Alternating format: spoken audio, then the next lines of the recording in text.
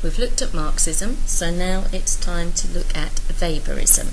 So we're on page 20. Max Weber is one of the most difficult but also one of the most important theorists to come to terms with in sociology. In attempts to pigeonhole him, no one quite knows where to put him. He was aware that social structures exist and are important, but he was also aware that these structures are, at the same time, made up of individuals with their own understanding of the meaning of their actions. Right, think back to when we looked at figure 1.1. You remember Weberism was in the middle of that little structure. Sorry, I'm going back to it as I'm talking to you. Okay, where you have your social action theory, which is Weberism. Page 13, if you've forgotten how that goes. Positivism versus phenomenology, with Weberism down through the middle, combining the two. Let's just look a little bit at what it says about Max Weber, specifically 1864 to 1920. He was a highly influential German sociologist and founder of the German Sociological Association. He made important contributions to most areas of sociology, including religion, e.g. in the Protestant ethic and the spirit of capitalism, organisations and theory. His criticisms of the limitations of social science are particularly important. So let's look at Weber in relation to Marx, because this is where most people consider the starting point to understand what he was talking about. One of the standard sociological cliches is to say that Weber's work amounts to a debate with the ghost of Marx. This is a phrase which is meant to highlight the similarities as well as differences between the two. Weber was, in part of his work, pointing out an alternative theory to Marx's materialism, but much of his output was concerned with completely different areas of sociology. One reason for this was that while Marx was concerned to develop a revolutionary theory for the proletariat and their allies, Weber, as a co-founder of the German Sociological Association, was more interested in establishing sociology as an academic discipline. So he's not looking for a revolution, social revolution, he's looking at it from an academic viewpoint. If Weber's ideas seem hard to grasp, it is because Weber was a complex and profound thinker, because his ideas are difficult and sometimes even contradictory and the subject of continuing debate. But often if you're thinking things through, you need to find contradictory theories, otherwise you don't move forward. So we have to think that, this was what Weber was doing. He was trying not to just go, there, I found the answer, but actually to develop it on and to dig deeper into those things that were going on. Weber's analysis of Marxist ideas is an important aspect of his work, but rather than being involved in a debate with Marx, he actually took account of Marx's economic theories and to a certain extent encompassed them within his own larger argument. Okay, and often people say that all he does is criticise Marx, but he doesn't. What he does is he analyses what Marx has done and tries to include that into his theories. He agreed with much of the economic theory which Marx put forward, but he attempted to describe a more complex system of stratified inequality in capitalist society. Weber saw his version of the social structure as running alongside that of Marx and believed that there was a need for as many alternative explanations as possible in order to arrive at some sort of understanding. He stressed that the researcher should consider as many aspects of each social structure as possible and not focus on the economic level alone. Okay, so if we look within society, from a Marxist viewpoint, we have the bourgeoisie and we have the proletariat. But Weber is saying, actually, there's so many more strands to it than that. Look at our school. We could just say, well, you have the SLT, the senior leadership team, the middle leaders, and then all the other teachers. But there's so much more to it than that. So you may have a class teacher, but they may also be a head of year, or they may be a member of the curriculum development group, or they may be a learning coach within the school. Okay, so they have all these different roles. Okay, I'm on the SLT, but I'm also your classroom teacher. And at the end of the day, I still have to go away and plan lessons the same that a teacher in FS has to do.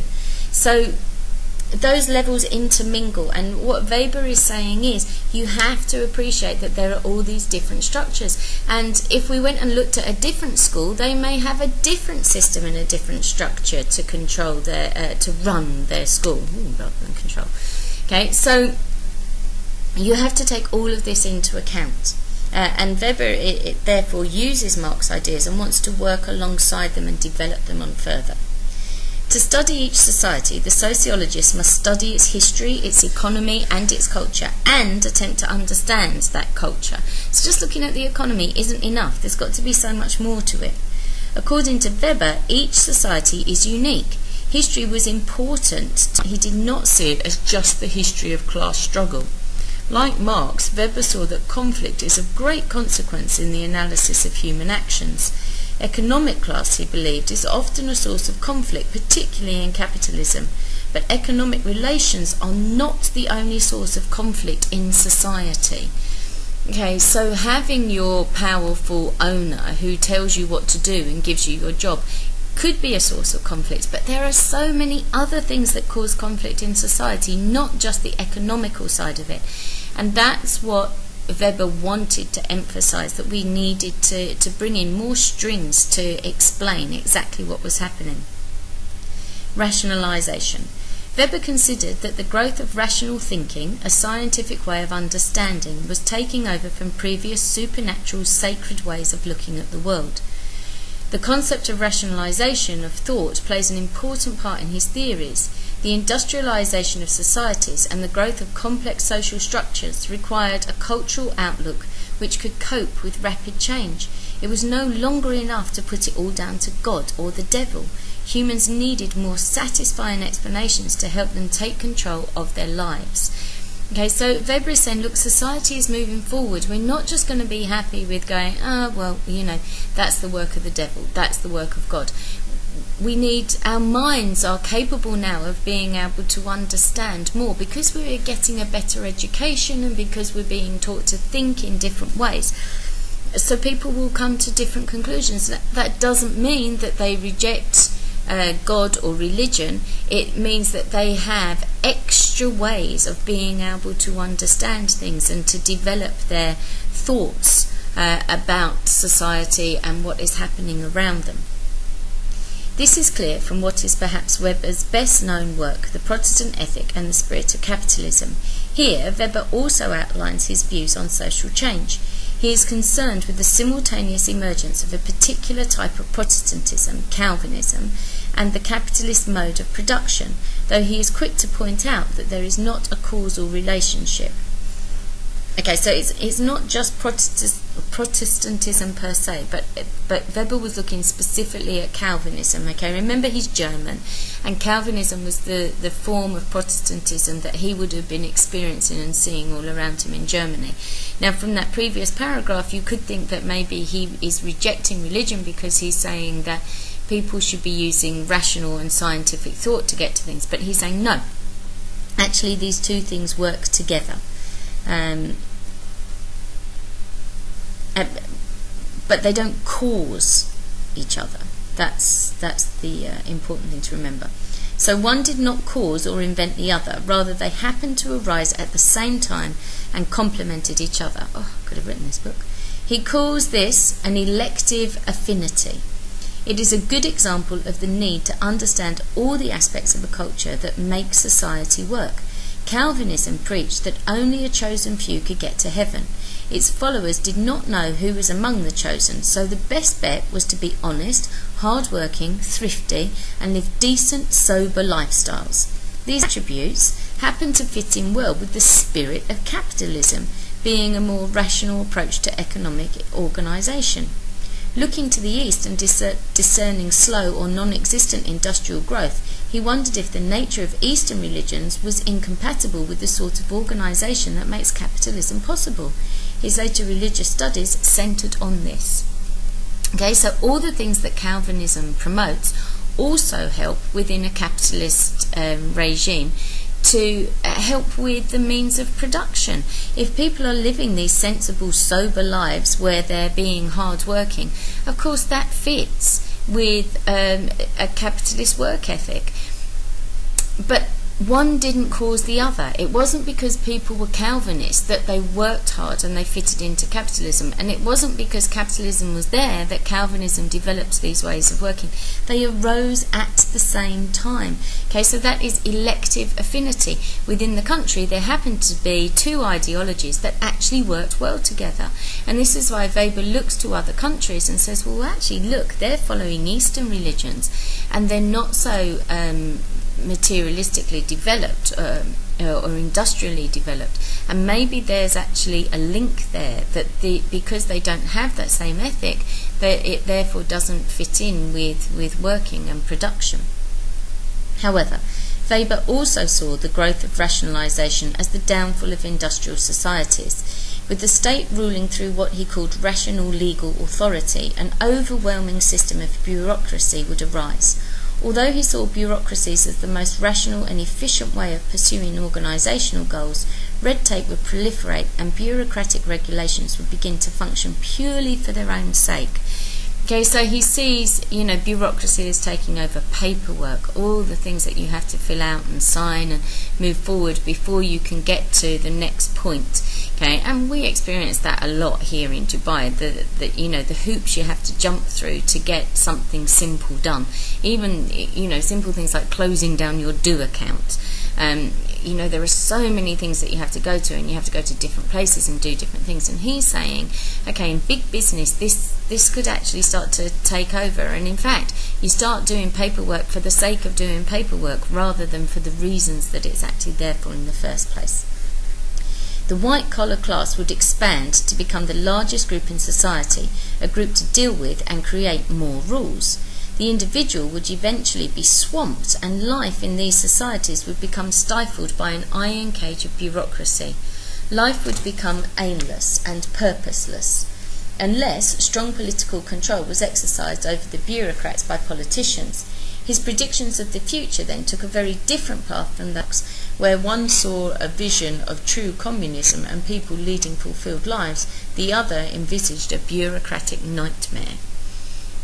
If we look now to the way that production goes on, actually manual labour has reduced, and there are far more people who are doing administrative posts, and so maybe Weber was right in what he was saying. Ideal types. A major concept that Weber introduced is that of the ideal type, a model idea which is used to help the researcher when studying an area of society. This ideal can never be a reality, but it is used as a perfect hypothetical example against which realities, such as the organisation of the church, market competition or bureaucracies, can be compared. For Weber, any theory in society was an ideal type. So again, think back to Marx. Maybe Marxist communism was an ideal type, and what we should be saying is, right, his type wasn't wrong. This is just what happened when it was put into society, and now we can judge it, and we can draw analyses from it and decide on the value and benefit of it. As well as making important contributions to the sociology of organisations, religion and stratification, in fact most areas of sociological theory, Weber also initiated and developed some of the central methodological debates that persist today, particularly the ideas of value freedom, discussed later in this chapter, and the importance of interpretation. Okay, so he really wanted to develop sociology along as an academic and rigorous study. In another of the cliches of sociology, to say that Weber is the father of interpretive sociology, though this perhaps overstates the case. In a number of texts, Weber highlighted the need for sociology and social science to move away from seeing human behaviour as a response to external stimuli, and instead to develop an understanding of what he called social action.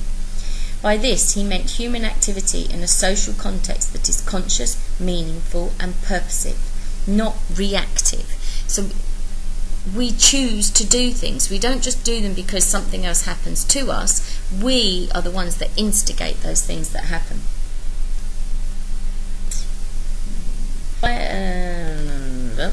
It is necessary to understand human action both as being rational and as existing in a social context. Weber used the German word Verstehen to convey this. This takes sociology away from its positivistic roots and in a new direction where human values and beliefs matter. Okay, so it's not just a reaction to what's happened to you. You are the ones that are setting it forward. So now human values do matter because you're doing these things for a specific reason. However, in saying this, Weber remained unwilling to depart from a structural analysis of social causes, as the phenomenologists were later to do, though the extent that he wanted sociology to move in this direction continues to be debated. Weber has a foot in both camps. He is widely seen as having opened the door to interpretive sociology, although he did not describe in detail what lay beyond that door. Weber then was more concerned with the practical and theoretical considerations of sociological research than Marx, and he was as concerned to debate methodology with the positivists as he was to take issue with Marx's economics. His overall contribution to sociology is massive, and only now are the effects becoming apparent. With his method of using structure and interpretation in the study of society, he opened up the possibility of a sociology which takes account of history, social structure, and the richness and complexity of everyday life. So the fact that we are now able to argue, interpret, and actually talk things through in sociology, we have to put down to Weber and the things that he was coming up with initially.